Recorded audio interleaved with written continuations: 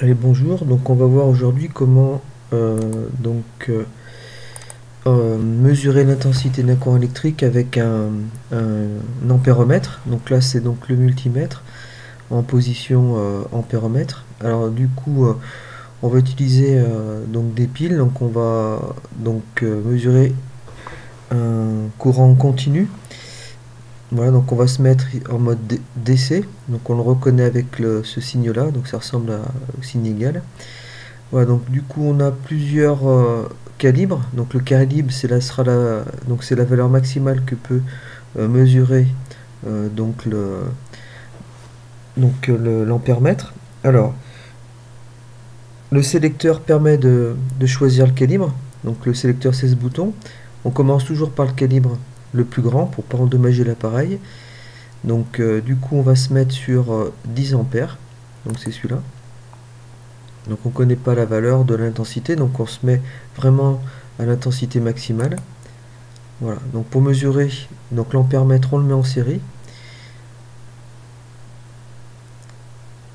Voilà, donc quand on met en route, donc là s'affiche 0,18. Donc on voit ici que la borne 10 ampères elle est du côté plus donc de la pile, la borne com donc du côté moins. Donc le courant voilà rentre par la borne 10 ampères et ressort par la borne com.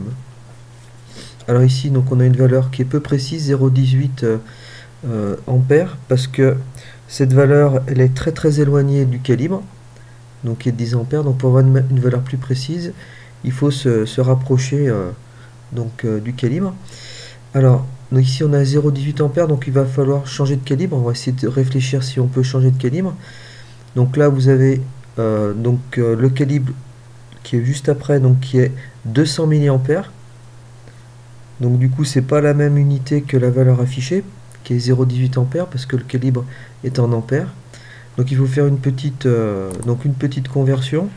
Donc du coup donc pour la conversion voilà donc alors 0,18 ampères.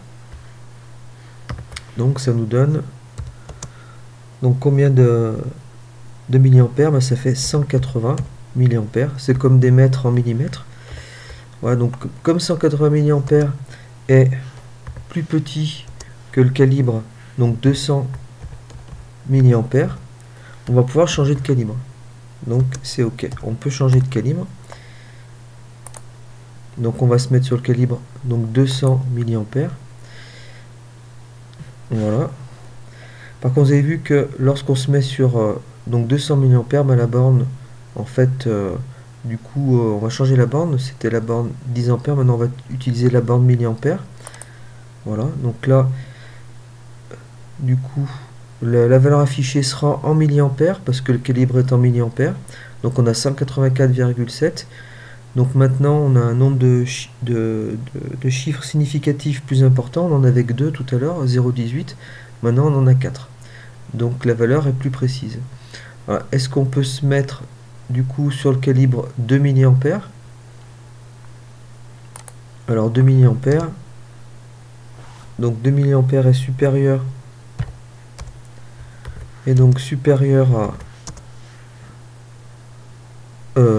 inférieur à 200 milliampères. Ah, pardon, donc on va mettre plutôt dans ce sens-là. Donc 180 milliampères, on va garder le même sens, et donc supérieur au calibre de 2 milliampères. Donc on peut pas donc changer de calibre. Donc c'est impossible. Donc on ne peut pas changer le calibre. Alors voilà, si on changeait le calibre dans la réalité, ben, du coup, voilà, on va endommager l'appareil et on aura donc un message d'erreur. Donc ce sera 1 avec un point. Voilà, donc ce qu'il faut faire, ben, c'est tout de suite se remettre, enfin normalement c'est pas arrêter le multimètre, mais c'est ouvrir donc le montage. Voilà, donc voilà comment mesurer l'intensité d'un courant à l'aide d'un ampéromètre.